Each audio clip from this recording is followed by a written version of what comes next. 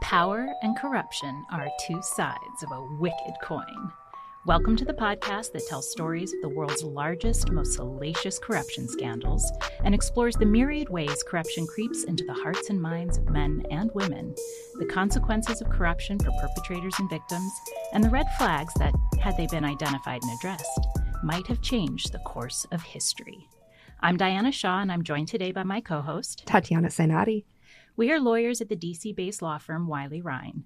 I'm a partner in our white-collar crimes practice, and Tatiana is the head of our International Arbitration and Disputes Group.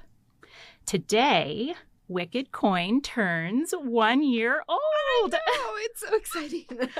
We conceived of this show a year ago, and I just don't know where the time has gone. Me either. It's kind of crazy. Yeah.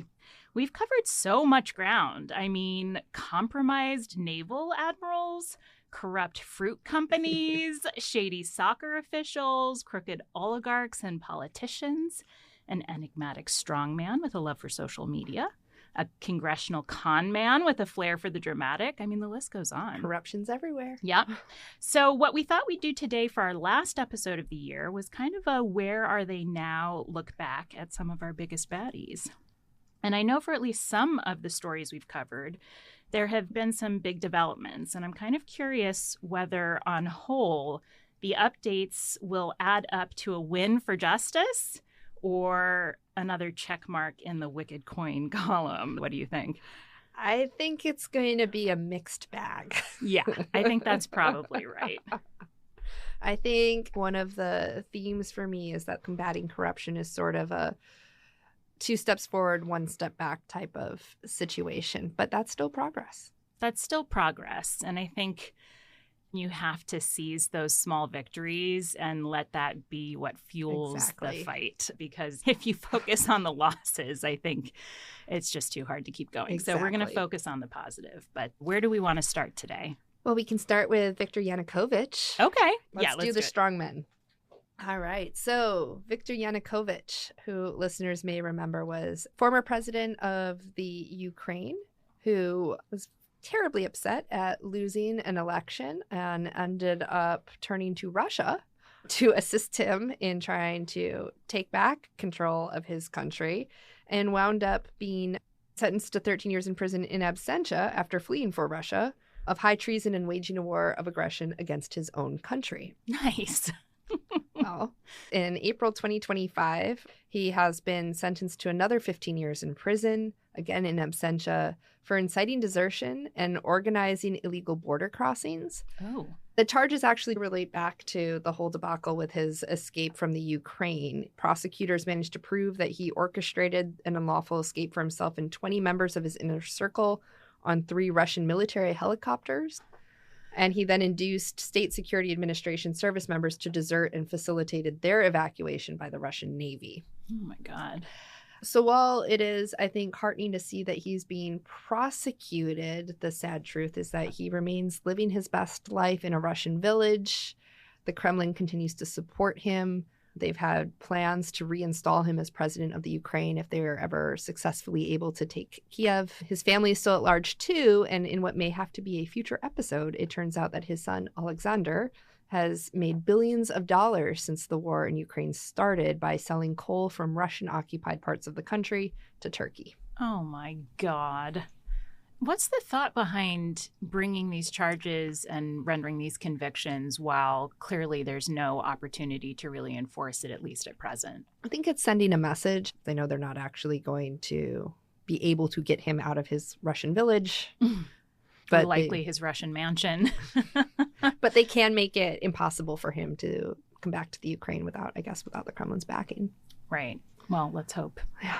There won't be Kremlin backing in Ukraine anytime soon. Interesting. Yeah. All right. Well, I can give an update on my strongman. If you'll remember, my strongman was a guy named Ramzan Kadyrov. He's the current head of the Chechen Republic, or Chechnya, a small Russian republic. To sum him up, he is best known for his flamboyant lifestyle, which we chronicled a little bit on the episode, and his cult of personality called Ramzanism. And if you remember, despite leading one of Russia's poorest regions, he displays extraordinary wealth. He maintains this strongman aesthetic aesthetic on social media with all of his bros and biceps. That's sort of what characterizes what he posts. And his rule and public persona have been marked, as we said, by a blend of ostentation, violence, nationalism, and very concerningly, allegations of severe human rights abuses. At the tail end of the episode, I shared that rumors have been swirling that his health has been in pretty serious decline. Well, in May of this year, Al Jazeera reported that his health became so poor that he actually tendered his resignation to Russia's President Vladimir Putin. Ramzan confirmed his intention to resign, but it appears that Putin did not accept. Word on the street is that Putin is not interested in letting Ramzan's 17-year-old son succeed him. So things are a little dicey. As recently as July 3rd, the New York Times reported that Ramzan has been, quote, noticeably absent from view in recent days amid rampant speculation about his health. So it appears the situation may be coming to a head shortly, and time will tell. Wow. Well, I can understand why a 17-year-old leader has a bridge too far, even for Vladimir Putin. Right. Well, and according to, I think, the Constitution, 30 years old is the age at which one can take over. So it's unclear how, if one were to follow the rules, his son could succeed him in any event. It's a big if. Yeah, it's a big if. In these cases, rules seem to be bent fairly easily. But if Putin isn't behind it, it's not going to happen. So it'll be interesting to see how that plays out. Well, Sani Abacha, listeners may remember he was a leader of Nigeria who blocked legitimate election in order to seize control of the country and then siphon billions out during his relatively short reign before he was probably murdered. Probably murdered. Maybe. We know that roughly $700 million in funds was eventually returned to the country, largely by the United States. I know we discussed that, but that is just a fraction of what he actually stole. Some of the remainder was in France. In December of 2024, Africa Intelligence reported that France and Nigeria were progressing towards an agreement to repatriate hundreds of millions more, but they were awaiting sign-off from the U.S. Department of Justice. I haven't been able to figure out why DOJ needed to sign off on everything, but unfortunately, it appears that DOJ's analysis is on ice, as members of the Kleptocracy Task Force have been directed to other priorities under the new administration. So yeah, that unit has essentially been disbanded. So those folks are now working on new priorities under the new administration's leadership. So yeah, that's a good question, whether they'll ever return to that initiative. And whether France and Nigeria can get the sign-off they need from the United States and actually get these funds repatriated. Oh, that would be such a shame. Right? If it didn't happen for that reason. Well, corruption remains deeply problematic in Nigeria. Transparency International gave the country a score of 26 out of 100, which puts it 140th out of 180 countries. Yikes. Scored around the world. The ranking is trending upwards, so that is a good sign, but there are still some significant reforms that would be needed in order to really root out corruption in the country. So, Teodorin Ngema. This case is a powerful reminder of the importance of a free media, because listeners may remember that in Equatorial Guinea, there is no free media. There is a state radio station and rampant illiteracy. And the state radio station has, on several occasions, equated their president to God himself, who can do no wrong. And as a result, the country is deeply impoverished, despite being a petrostate and having billions and billions and billions of dollars in natural resources that are exploited. Well, Teodorin, the son of the president, Equatorial Guinea's Playboy Prince, is still at it. Just a couple of weeks ago, Portugal's Attorney General launched a probe into possible corruption involving a Portuguese construction firm that was awarded nearly $1.2 billion in government contracts between 2009 and 2012, and then funneled about $86 million into a company owned by Teodorin. And this bribery scandal was exposed by the International Consortium of Investigative Journalists, so sort of stepping into the breach where there is no journalism in Equatorial Guinea itself. In the meantime, and I think you'll love this, Equatorial Guinea is fighting the seizure of $178 million in Teodorin's French assets. So we discussed the fact that France had actually seized a lot of his assets in a pretty bold move that was initiated by French civil society. That includes a $100 million apartment block in Paris. Okay. Equatorial Guinea, after losing a battle to say that was a diplomatic property, is now calling on the International Court of Justice to intervene. Their lawyers argue that the property was purchased with embezzled funds and under anti-corruption treaties must be returned to the state. What? Yes. And they're just leaving it vague as to who embezzled. We don't know who embezzled. It was definitely embezzled. It's definitely embezzled.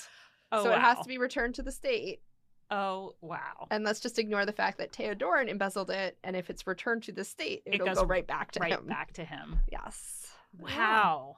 So that's pretty cute, right? Pretty cute. Yeah. I hope that there's strategy no way does not that have the legs. ICJ is going to go for that. I don't even know if they'll hear the case, but like, wow. I do believe those anti-corruption treaties have provisions requiring the proper return of embezzled funds to prevent re-corruption. Good. So that's those structured repayments that we talked about on a former episode. Okay. Exactly. So I don't know that they can get away with just saying you have to give it right back to back to the person who embezzled. I mean, you kind of have to, I don't know. Hats off, man. Yeah, you got to give them a Hats little off. bit of credit That for is the novelty. creative and bold. Yeah, for the creativity in that argument. Wow. Should we move on to some of our corporate scandals? Let's do it. Okay. So why don't we start with FIFA? I put FIFA in the corporate scandal category. Even though it's not exactly a corporation. It's not really a corporation, but it's one of the biggest organizations we talked about. So FIFA is the World Soccer Football Association. It generates billions of dollars a year in revenue, so we might as well call it a corporate scandal. But it is a nonprofit, so that money is supposed to be reinvested in the organization and its many initiatives, many of which are fantastic, like youth soccer around the world. But you know, obviously, if we covered it on Wicked Coin, you can guess that's not exactly what happened. Instead, a lot of money went into the pockets of senior officials running the organization. So just a quick refresher, FIFA senior officials and others accepted kickbacks and bribes for granting marketing rights to World Cup and other important games. Soccer Confederation presidents refused to play their star players unless they got bribes from broadcasters. And the FIFA voting members solicited and accepted bribes for votes on where the World Cup games were played. And that ended up being some of the biggest scandals. But at the end of the episode, we'd explained that after the FIFA scandal came to light in 2015 with the very salacious raid of the five-star hotel in Zurich and the 3,000 thread count sheets being used to walk people out of the building, FIFA undertook a period of reform. Among other things, we reported that the main man who was really seen as the root of the continuing corruption problems for FIFA, this guy named Sepp Blatter, had been banned from FIFA through 2027 and fined $1 million by FIFA's ethics committee following that probe into the bonus payments that he'd made basically to himself and two other guys. But he's also been under investigation in Switzerland for fraud and forgery. So things were looking like they had turned a corner and were moving in the right direction. Well, unfortunately... No! I was like, please don't say but. Please don't say but. Yeah, I don't have much good to report, sadly. So, first of all, back in March, Sepp beat his corruption charges, convincing a Swiss appeals court that a nearly $2 million payment he made to another FIFA senior official in 2011 wasn't fraudulent. So keep this in mind. What was it? $2 million payment in 2011. Uh-huh. No, it was just a belated payment on a gentleman's agreement that the two had reached for some advisory work that the official had done for him a decade before. Because that's normal. Very belated. Yeah, that's totally reasonable. I think that's past the statute of limitations.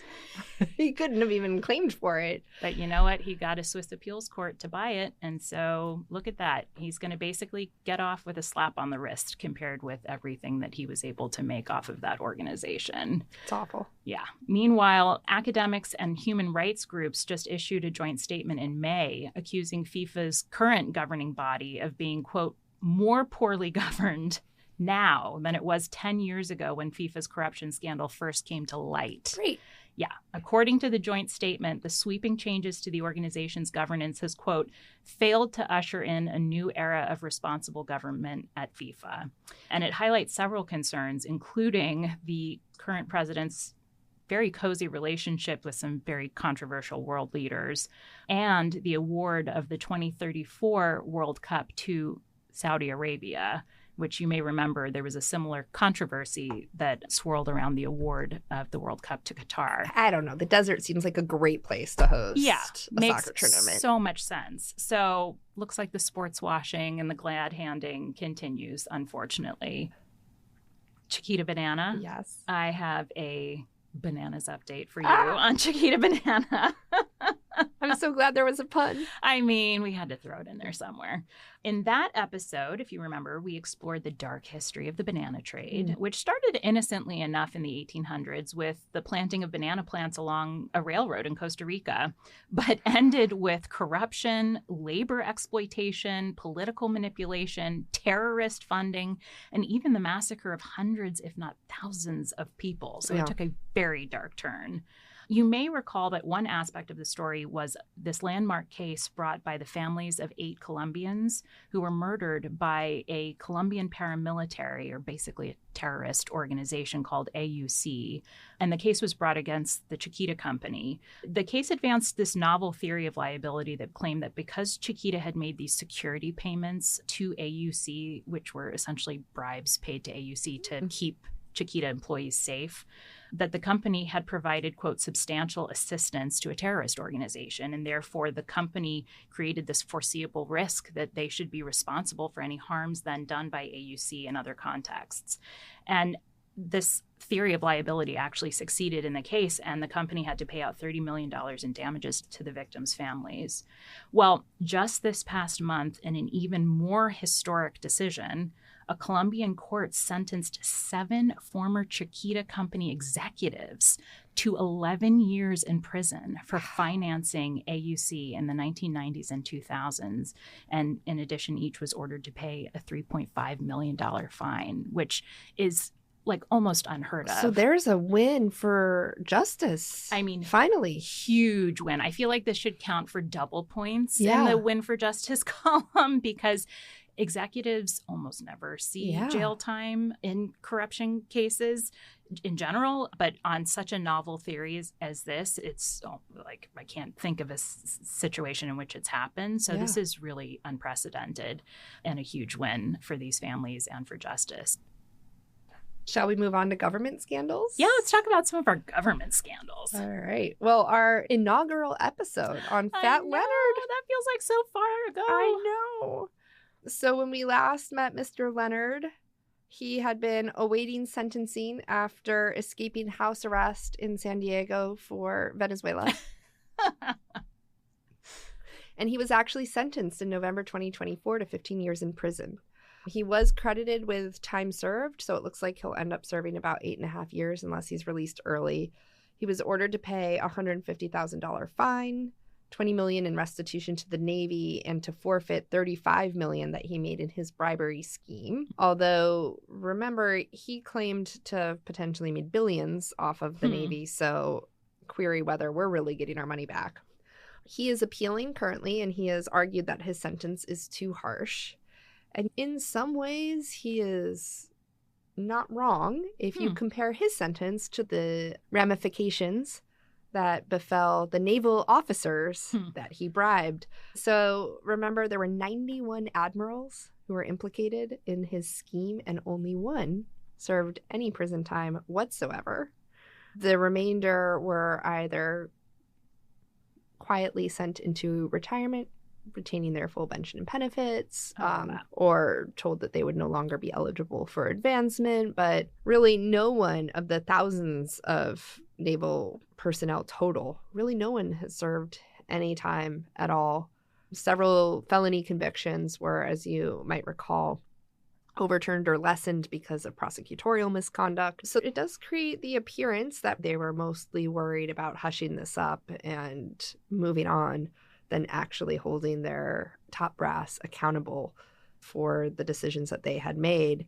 And it is Fat Leonard who is serving far and away the harshest sentence. Now, I am not personally saying that I think it's too harsh of a sentence for him, but it would have been nice to see commensurate punishments meted out to the American officials who allowed it to happen and welcomed it.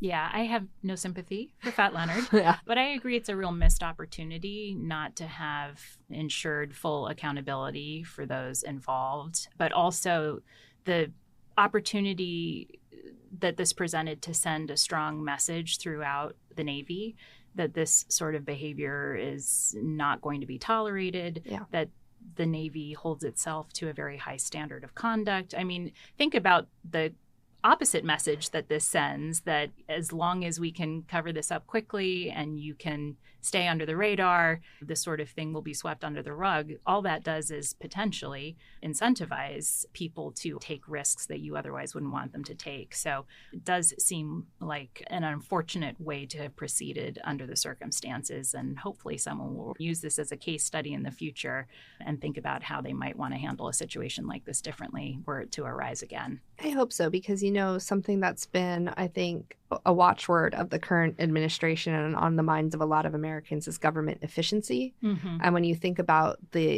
at a minimum, hundreds of millions of dollars that were lost and wasted because of bribery, it really does elucidate the connection, I guess, between combating corruption and having the most efficient use of taxpayer resources and the most careful stewardship of those resources. Precisely. And we want our taxpayer dollars to spread as far as possible and to reach our priorities.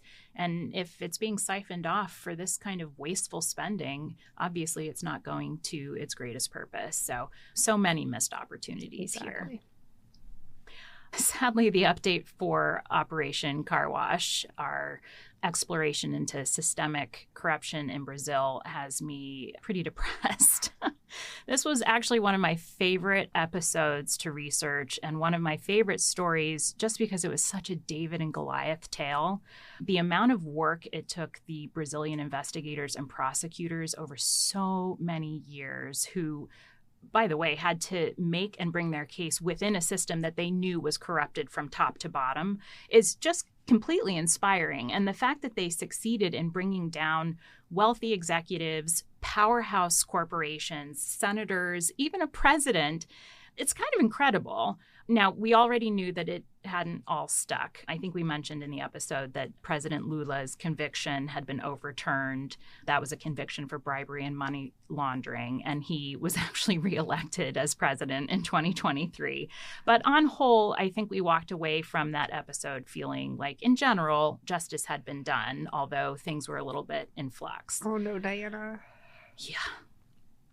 I'll share a quote from the New York Times in November that sort of gives you a sense of where things stand. Quote, "One of the largest corruption crackdowns in recent history is being quietly wiped away." No. Yes. So apparently Brazil's Supreme Court is throwing out key evidence, overturning major convictions, and suspending billions of dollars in fines across a number of the car wash bribery cases. I mean, we're talking like 115 convictions being set aside. They're claiming that the investigators, prosecutors, and judges that work these cases were so driven to bring down the defendants that they were willing to break the law in some instances to secure the convictions. And there is some evidence to support this. Apparently, leaked recordings and other evidence show that at least one judge and prosecutors had coordinated together against some defendants, employed aggressive tactics to force confessions, and ordered some illegal wiretaps. And as the Times put it, it's brought about, quote, "a dreary conclusion to an investigation that had once been viewed as a sea change in Latin America, promising to root out systemic corruption that had rotted the underpinnings of governments." It's so sad. It makes me so sad. And we talked about what happens when overly zealous investigators and prosecutors who are so certain of wrongdoing decide to cut corners in an effort to secure convictions, or they're so worried that the bad guy's going to get away that they feel justified in doing things either in the gray or not even in the gray, and doing things that they know are wrong because they feel like the ends justify the means. I understand how tempting that can be, but you see how dangerous it is. And what worries me and saddens me so much about Operation Car Wash and what's happening right now is the chilling effect that this potentially has on other investigators and prosecutors. I mean, who would undertake something of this size and scale again when they see how badly this fell apart? People risk their careers, some of them, their families, their livelihoods for this, and now they have nothing to show for it. All of that work is now ruined. And such a shame to see what happened here and to know that in some cases they probably didn't have to cut those corners.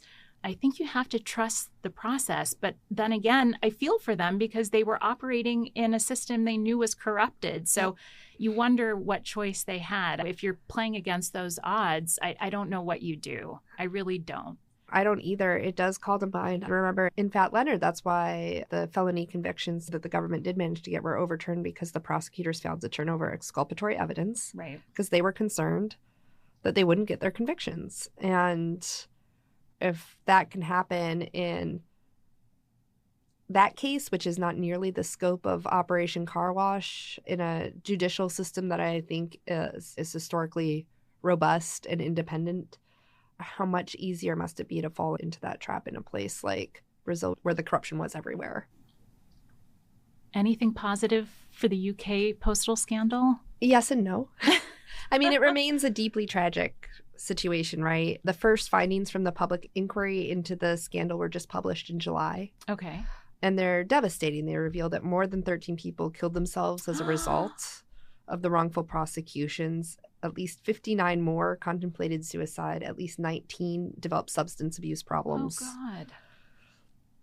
They have more than 3,000 claims for compensation left to resolve. The government has set aside £1.8 billion to pay out all of the claims for compensation. Wow.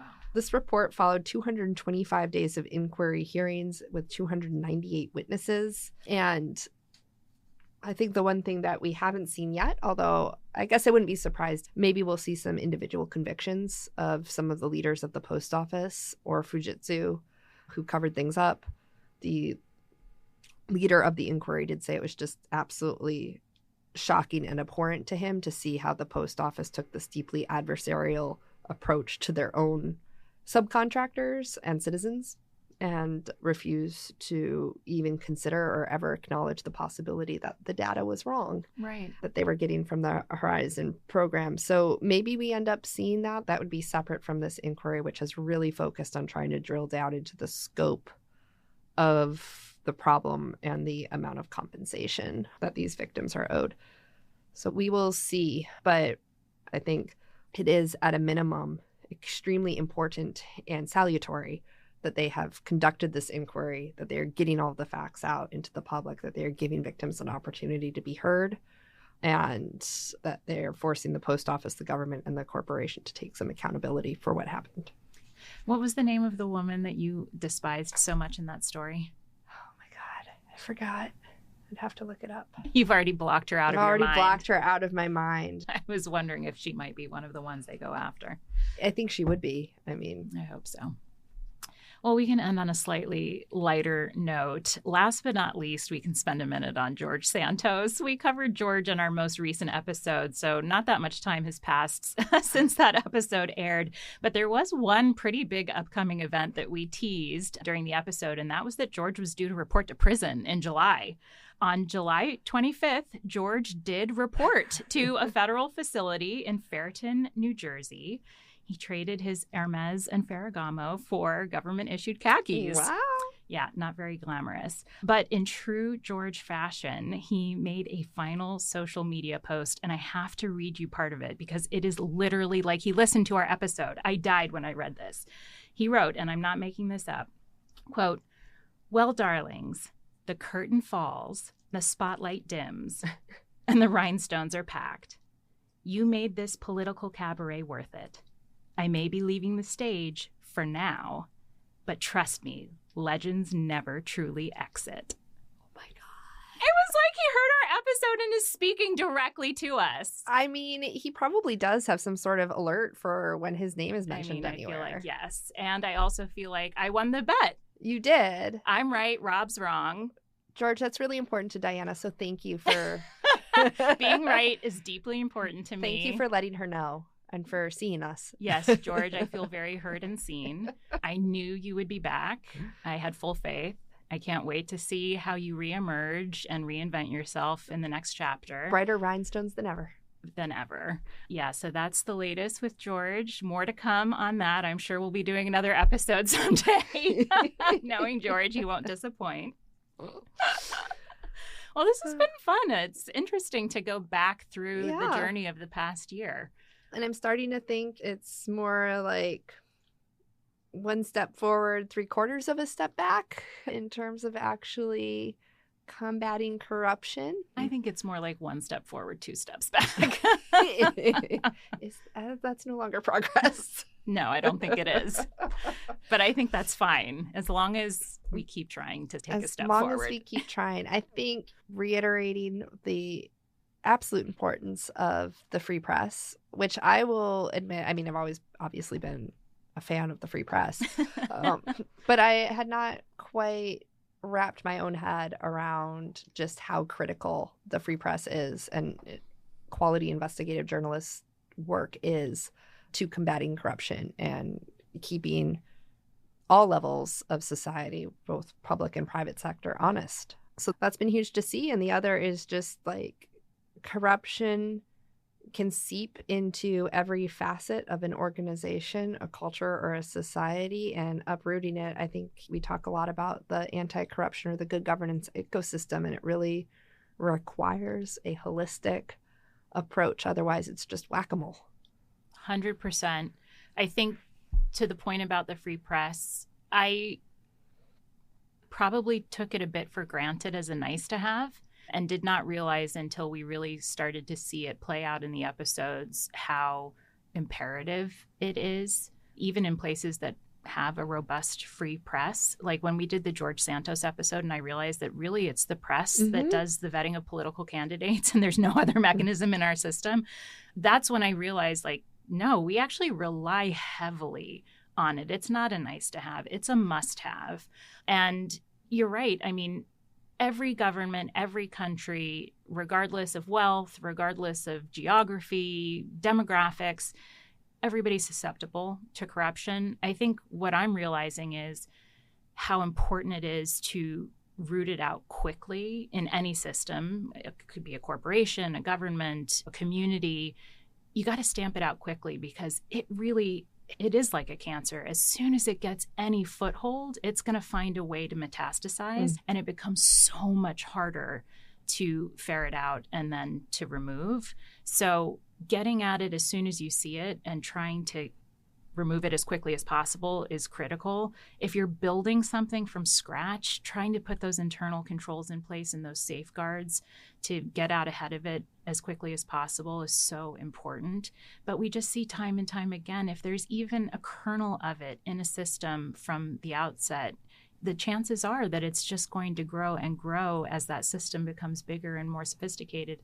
People keep fighting the good fight, and we will too. But man, it's tough stuff, which is why we always have so many good stories to tell, and there'll never be a shortage, I don't think. So, well, we want to thank our listeners for joining us and let you know that we'll be taking a 1-month hiatus as we retool the show and prepare for the next year of Wicked Coin. But fear not, we have plenty more salacious scandals to share and also maybe a few surprises when we come back. Till then, if you like this podcast, please let us know by liking us on whatever listening platform you use and maybe even sharing us with friends, family, or anyone you know who, like us, loves a good story about people behaving badly. As always, be good, and we'll see you next time. Bye. Bye.